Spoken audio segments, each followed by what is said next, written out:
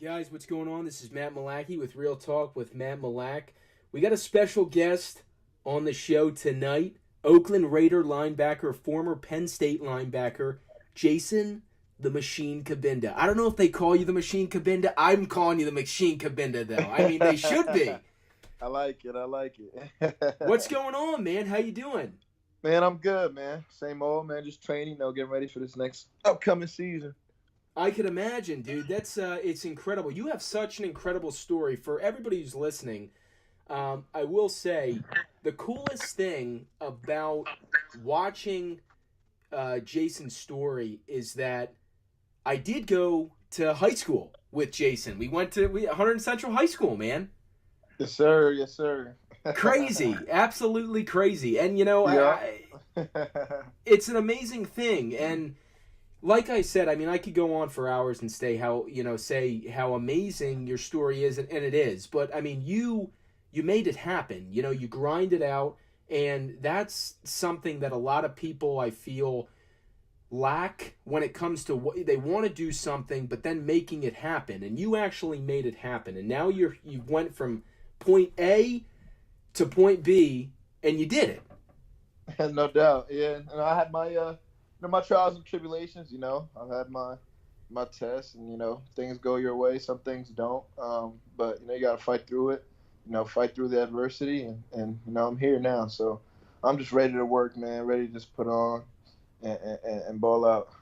That's incredible. So I gotta ask you. I feel like it's a silly question. When I was trying to put some questions together to ask you for the podcast, the first one was, did you always grow up a sports fan?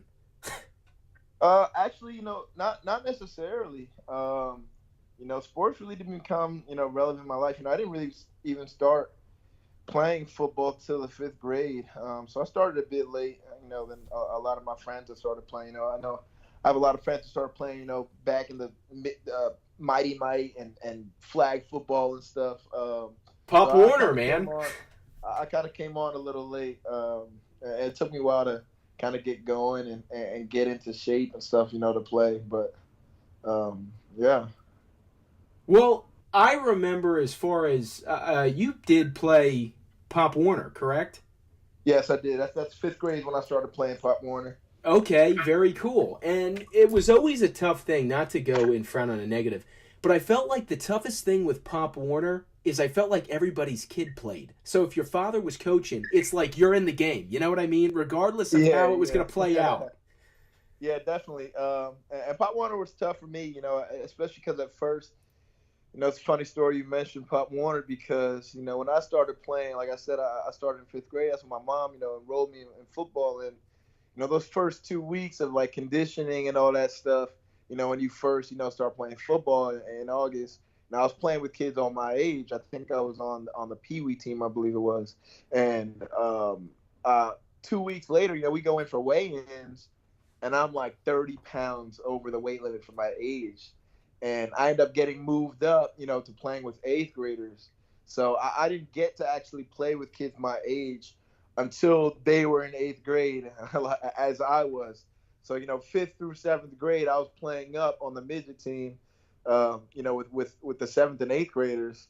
So that was tough for me just because, I went from being all around all my friends to, suddenly being around a bunch of kids I didn't know. And it was, my first year playing. So, it was just a ton of adjustments. So it was hard. I mean, my mom would tell you, I remember coming home one day after a day of conditioning, because at this time, I was super out of shape, when I first started playing and stuff, and I wanted to quit. I was, remember we had a day of conditioning and doing a bunch of bear crawls and stuff. I remember coming home and my mom saying, "Mom, I don't think I want to play football." Oh my God. And, yeah, so, that's pretty funny you mentioned that. That was tough too, man. I mean, and it's funny me saying that it's tough, mind you. I mean, you've now gone through Penn State, and now you're in the NFL. So it's like me talking about Pop Warner football as being tough. It's like, oh my God, Matt's off. Right.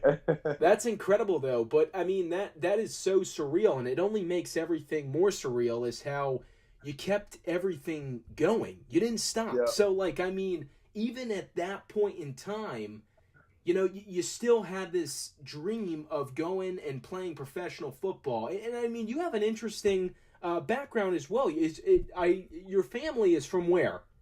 From Cameroon. My Beautiful entire place. family, born in Cameroon. My parents, my sisters were all born there. I just missed it, when my parents had immigrated to the states. I just missed it. I was born in California. But the culture, all that. I was raised up, in that Cameroonian culture and stuff. So. And where is Cameroon? Is that I want to say the Caribbean, kind of, isn't it? Nah, it's in West Africa, right below Nigeria. I'm totally off. Well, wow, that's all good. wow, man. Well, that's so wild. Now, as far as when was your mom ever nervous, or was she ever nervous when you were starting to play football? I mean, is it big in Cameroon? I mean, what's the difference, or is there is there no difference at all? Yeah, absolutely. I mean, being Cameroon, most families are used to saying, soccer. That's their version of football. When they say football, or when they hear it, they think of soccer. So, when she first started seeing American football, and seeing how violent the game was, how I come home with bruises and stuff on my skin and all that, she definitely was getting real worried about me playing, especially once I, started playing running back in what was it, eighth grade, and then going forward through high school.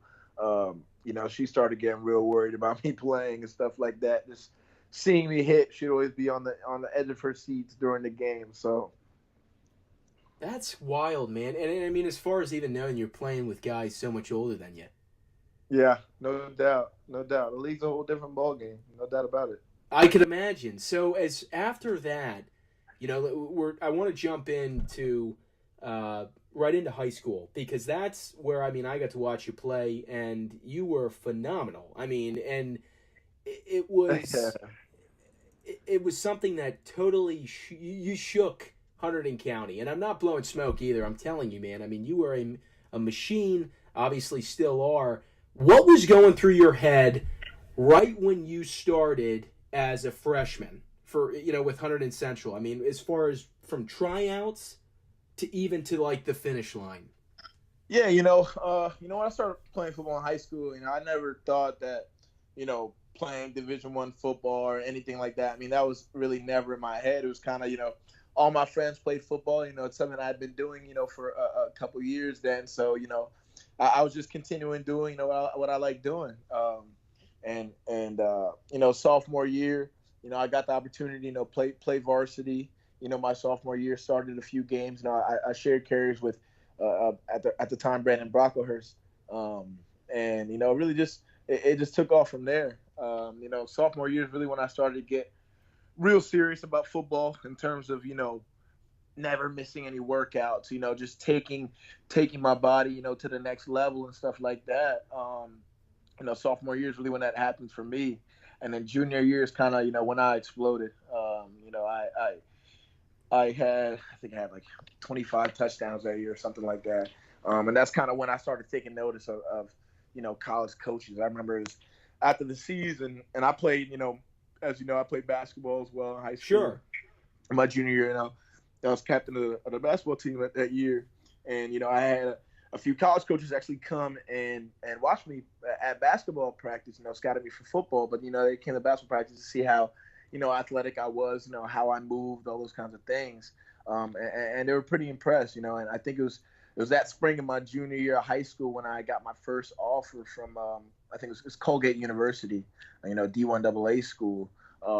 And then, it's kind of when you get that first offer is when, they start to come in. I had gotten a couple more, D1AA offers. And then my first 1A offer came from, I believe it was UConn.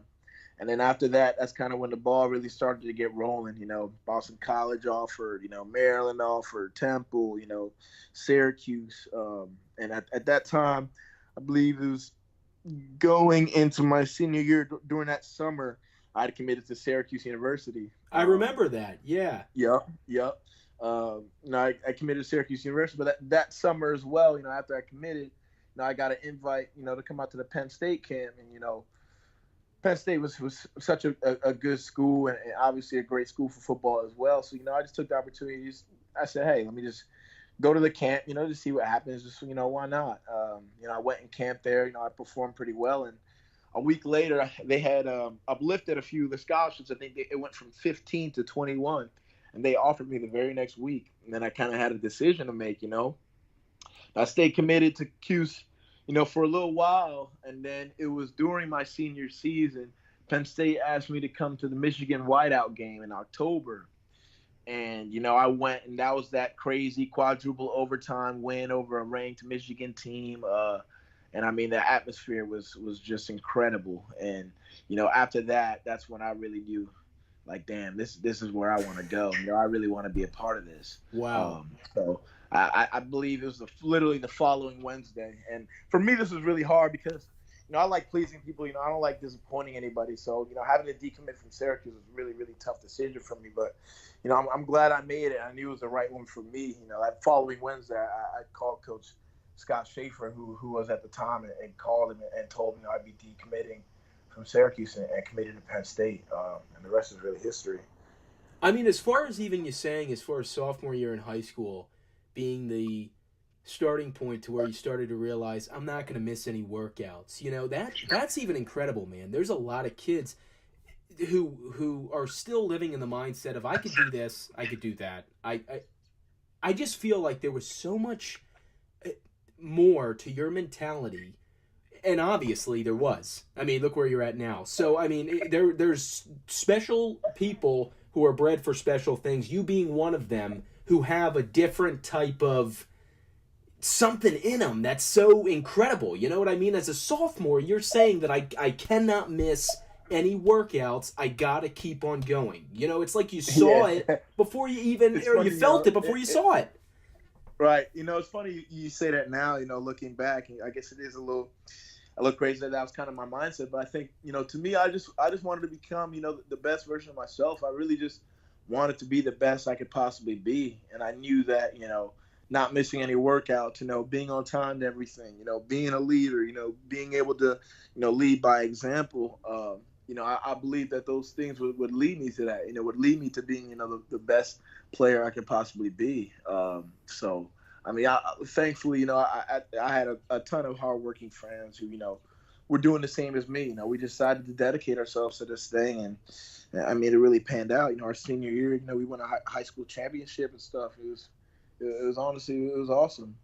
Now I gotta ask you this: I envision this moment like a movie moment. Did Parati ever pull you aside and just look at you and say, "I am going to watch you on TV one day"? He had definitely pulled me aside and told me that he really did believe that I had special things in me, and honestly, it's because of people like that, like Coach Parati, Coach Collodi, it's people like that really allowed me to continue to grow and really believe in myself the way that I did. Because, for me, I didn't have any, comparison. I didn't really know who I could compare myself to. I didn't know how good I really was or could be. I knew I was good for Century. I knew I was starting and stuff like that. But it's people like that who really led me to believe that, you could be more than, what you think. And from then on, I kind of just took it and I ran with it. And it's just something that is so fascinating because it's something that a lot of people, it's tough to attain, you know what I mean? And, you've made it happen, which is so fantastic. So I do want to jump into one thing as far as something I had no idea about. I might have been in college at this point, but you suffered a painful dislocation during your final football game in your finger, man? Yeah. You kept grinding out, dude. That's insane. Yeah, I dislocated the hell out of my finger. I mean, the thing's still fat even now. Oh, my God. It was during the state championship game our senior year. I think it was like the second quarter maybe. And, I'd gotten hit out of bounds. And on the hit, my finger, kind of went up and out of the joint. And I mean, my finger just looked disgusting. And I didn't know what I was going to do. I'd never seen my finger look like that. I mean, I was freaking out. And I went to the sidelines and talked to the trainer, talked to Coach Rick. And I said, look at my finger. I remember I ran off the field shaking my hand, hard as hell. And he grabbed it and he was like, all right. He's like, I'm going to pop it back in. He was like, on a count of 3, you ready? It's going to hurt. And I was like, all right, just do it. I was like, just do it. Because I just wanted to get back in the game. I mean, this is a state championship. It's what we it's what we worked, all year long, all season long. Having captain's practices on Sunday mornings and running 110s and doing burpees, in the mornings. This is what we worked for. So there was no way I was gonna miss a minute of it. I mean, he literally popped it back in on the sideline, and I was right back in the game the very next play after that. So that's some tough shit, man. Holy hell. Yeah, man, it's a violent sport, man. It ain't made for everybody.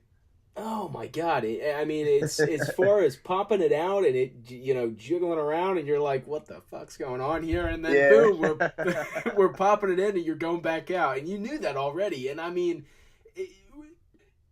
it being so painful, and even working towards what you were at that point in time, was there ever a thought where you said to yourself, "Okay, I mean, I'm probably done for the game right now"?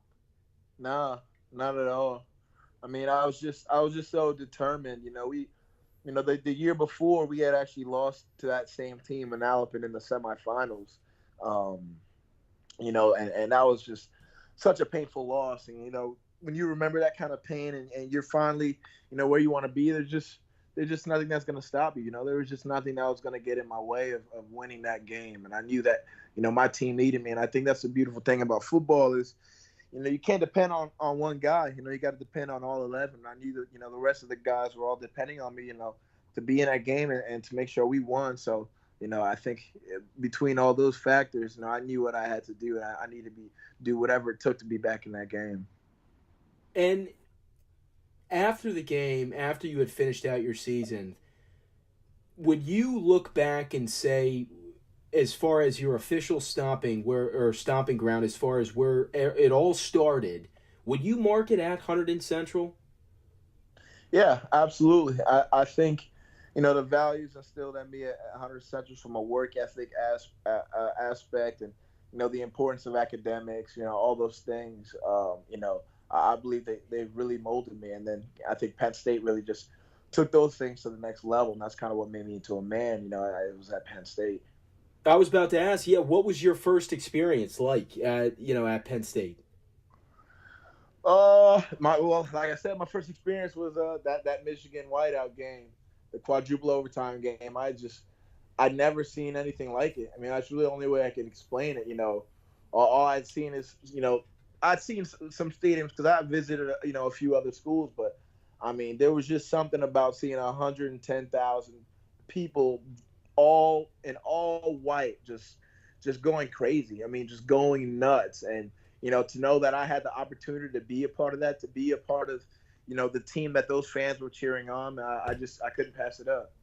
And the training, I mean, right when you got there as a freshman, how intense? Because, I mean, I remember even coming home from college and being in, Reddington, your name was always getting passed around as you were having to put on weight, or there was, you know what I mean? Because you were going and playing college football for Penn State University. It was incredible. Yeah, and obviously, making a position change, from running back to linebacker, going from offense to defense, that was tough as well. I'd really gone to college wanting to be, an offensive player, and knowing that I was going to be a defensive player when I got to college, I really had to, change my mindset because, to be honest, I hadn't really played linebacker in high school at all. So, it was pretty foreign to me in general. When I first got to Penn State, we were going through, our linebacker drills and our individual drills. I looked pretty bad. I'll be honest. I looked sloppy. I didn't really know what I was doing. And luckily, I had older guys ahead of me like Mike Hall and Naeem Wortman and Brennan Bell, those guys to really look at and see the way the position is supposed to be played, how you're supposed to do things. And I just took on after them. And that's kind of how I've always been. When I get to a new place, I kind of just look at, all right, who are the most successful guys here? Who are the hardest workers here? And I just try to embody what they do. I just try to do what they do at my best abilities, and it's always yielded good results for me. And was there like a specific diet, I mean, that you were placed on when you had gotten there? Because I know for linebacker, they want you to be stocky, correct? Yeah, I had to be big. I mean, my freshman year, I think I played around 244, 243, and then my sophomore year, I played at like 252, and I was too heavy then. Kind of going into the Big Ten, I was thinking, I'm gonna have to handle. I've never had to go up against 330-pound linemen in my life before, so, I kept thinking, you got to put on weight. But it was kind of at that time that the game was really changing, and things were really getting geared more towards speed. And after my sophomore year in college, in which I played at 250 plus pounds, I had actually dropped down for my junior year, and I played my junior year at 232. And I mean, I had a really good year. I looked a lot more fluid. I felt a lot better playing at 232. So, it was tough. And that's really when I started to take, my diet and what I was eating.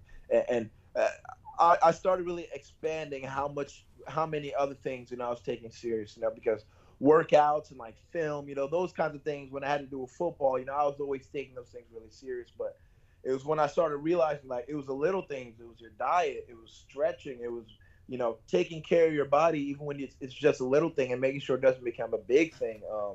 All those things, I really started taking that a lot more serious going into my junior year. Sure. And when you started doing that, is that when everything as far as the future in the NFL or the future possibilities within the NFL started to become very real? Absolutely. After I finished my, junior season, I had broken my thumb and I missed 5 games. I was actually thinking about, leaving after my junior year. If I hadn't gotten hurt, I might have. But that's probably what kept me from leaving my junior year. And I'm glad I did, because I don't think I was ready just yet. But, my junior year, after I had that year and I was all Big Ten and stuff like that, even though I damn near missed half the season, that's when I realized, like, damn, man, like, I really want to come for it all next season. Like, I really believe, I could be a first team all Big Ten kind of guy and make it to the league. And it was really at that time, too, my junior year, when I seen guys who were my friends who I've been working out with this whole time at Penn State, make it to the league. Like Chris Godwin, he got drafted. And, seeing guys like Chris Godwin, that really made it real for me, because this is somebody who I've worked out with, somebody who I came in with, who was in my class. And that's when I realized, like, damn, if he could do it, like, I could do it too. What was the feeling like finishing with 286 tackles? That's fucking surreal, dude.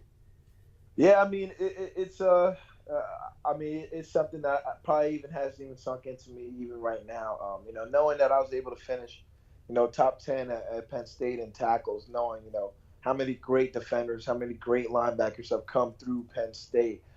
It's definitely something that I'm very, very proud of. Knowing that, my name is up on those steps inside of the bookstore in the top 10 list. I mean, that's Wow. something to me that I think I'll cherish forever. I can only imagine. Now, I mean, do you have plans to go back, or have you went back, I mean, so far, or what? I mean, I'm sure you're busy as shit right now. I actually did get a chance, to go back. After I had left my senior year for combine training, I'd gone back for the spring game, and that was actually the first time that I was able to go and see my name up on those steps, and I thought that was awesome. Now, this is always a question I've always had as well. Even for big schools such as Penn State, you being a big name at Penn State, would you ever get people looking at you when you're just walking around like, holy shit, like, there's the man? Yeah.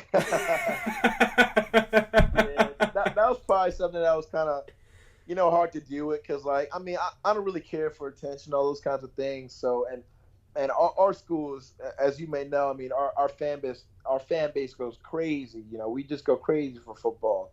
And, seeing, getting looks on campus, or seeing people, want autographs, like pictures and stuff, like those kinds of things were, really new to me, in general. But, you respect it because, at the end of the day, those are people who are, looking up to you. They look at you and value you as somebody, they aspire to be like, in whatever they do. So it's definitely humbling. I could imagine, man, and it's. I mean, you've always, at least I've always thought that, as far as a laid back, individual. I mean, and it's a cool thing, because I feel like your style of, even with a fan base, and I mean, with just who you are, and like I said, I mean, I've watched a few of the stuff that the Raiders have even covered on you, and it's not what people would think. You know what I mean? With somebody who's in the NFL, I mean, you are a nice ass dude. You know what I mean? You're just doing your thing. Yeah, I get that a lot. People see me play and see the look in my eyes and stuff. I think it was actually probably the Rose Bowl game my senior year. I mean, my junior year. Yeah, my junior year. When people started taking like screenshots of the screen of my eyes, because sometimes like the camera would, zoom in on my eyes before plays and to see how mean I looked. But like the people who really know me, like know I'm a good dude and a really nice dude. So to see those, polar opposites of myself, to people are really interesting. So after Penn State, you got to explain to me what had happened next, because that's the point B right there, or should I say point C? I'm saying point B. There's three things that I brought up here the whole freaking time. All right. But I'll let you go and explain your victory. I mean, not to mention a victory at each point, but I mean this probably being one of the biggest. I mean, this is huge. Yeah, absolutely. During combine training, I went through my my ups and downs. I suffered I pulled my quad. I actually tore it, really. Oh my God. Yeah, I tore my quad in February. Really right before the combine, and that was really, really tough to deal with, just because of the fact that I'd been training so hard and I'd been putting together really good numbers, at Exos, right before the combine, and knowing that I wasn't going to be able to showcase that, at the combine was really, it was tough for me to deal with. It was really tough. And, obviously, as you may know, I mean, there's so much pressure, that comes with the combine and comes with, when you finish college and going into the league and the draft process, it's a lot of pressure. And, knowing that I wasn't going to be able to answer some of the questions that some of the NFL coaches had about me was tough for me to deal with. So at that point in time, I knew that at the end of the day, I just had to believe in myself, know what I was capable of doing on the field. And I just hoping that there would be, coaches that during the draft or after would see that too and would pick me up. And, I got a call from Coach Gruden. I was still hearing, that even with not being able to perform at the combine, that it was possible I would get drafted probably between starting the 4th through 7th rounds. And then have my draft party, and that's a lot of pressure too, because you got your closest family and friends. They don't want to hear your name called and all those kinds of things. And the 4th round comes by, the 5th round comes by, no call. 6th round, I get a couple teaser calls, but it wasn't the call. And then 7th round came, and I still wasn't picked up. So it was tough. It was really tough, and I think my family and friends really saw it. Just how disheartening that felt. At my draft party. But, then Coach Gruden called towards the very end of the draft. It might have been maybe 15 to 20 picks left. And, he had told me, hey, if you don't get picked up with these next picks, I want you to come to Oakland. And I had a few other offers from a few other teams, but I believe that the best situation that I had was in Oakland, So when the draft ended and my name didn't get called, I called Coach Gruden, told him that I'd be coming in. I just knew that from then on, everything was going to be harder for me. Being an undrafted guy, it's not easy. You got to earn absolutely everything, because now that you're in the NFL, I mean, it's a business. It's a business, and, God, the NFL, your team has, money invested in those draft picks. So, they expect those guys to play and, et cetera, et cetera. So I knew I was going to have to really, really excel to, open some eyes and show these guys, like, look, y'all need to keep me, I can really play. I was able to do that during training camp, fortunately. So really, the rest is history from there. Now I just have the opportunity to build on my rookie season. And then obviously, being put on practice squad at the beginning of the year, that was tough as well. Not initially making the 53-man roster. So, I mean, I gone through a lot, during the year 2018. But, I just kept on pushing. Kept on believing in myself and knowing what I was capable of, and just kept working as hard as I could every day. And what was the transition like out to Cali?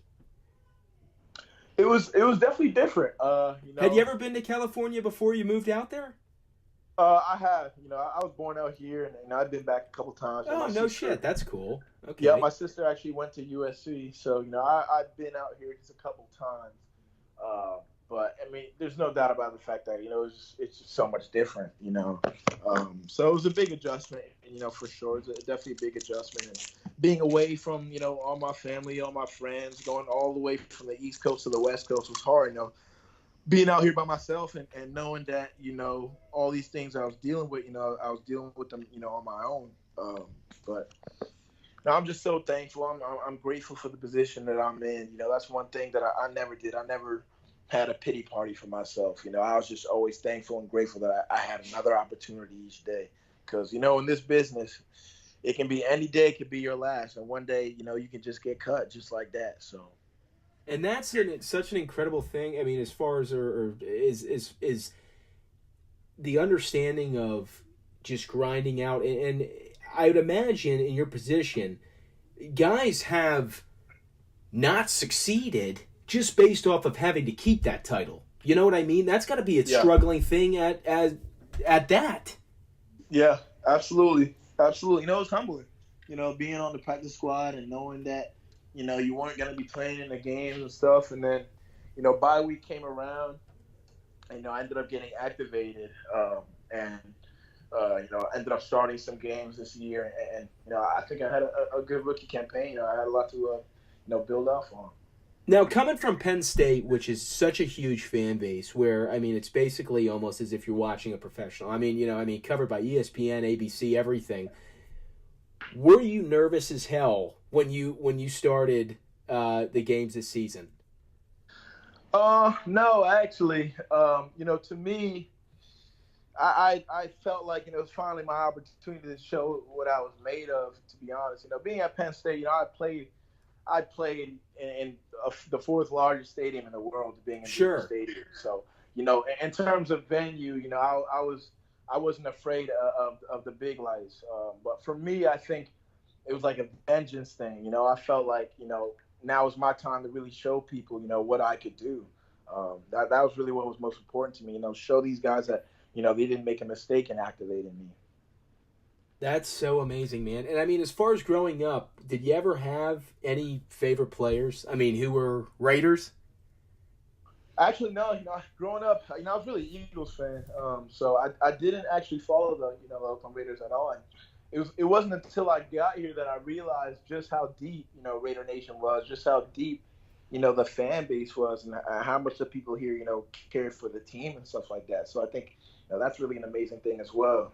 There's just seems to be so much history behind the Raider fan base. I mean, from all, generations. I mean, with anything. I mean, in music, in movies, you know what I mean? It's incredible. And it's, quite honestly, I mean, I always thought it was a kick-ass logo, too. I mean, to be quite honest. I think it's dope. I mean, and playing our home games, seeing the black hole and seeing our fans go crazy, and you're seeing people shirtless with their whole stomachs painted, and they got their whole faces painted with the Raider logo and stuff. I mean, our fans really go crazy. I mean, even when we pull up into the stadium, we're driving through the parking lot, seeing the people tailgate and just seeing them go crazy. I mean, it's an awesome atmosphere. That's amazing. Now, what is it like with what's the talk now with AB? He's actually I'm out in Pittsburgh. So it's kind of crazy, you know what I mean? It's very strange now. Absolutely, it's awesome, seeing AB, get traded here, and seeing that, we got even more firepower than last year, and knowing that, we're continuing to take positive steps forward, so that we can have a good season this year. I'm really, really excited.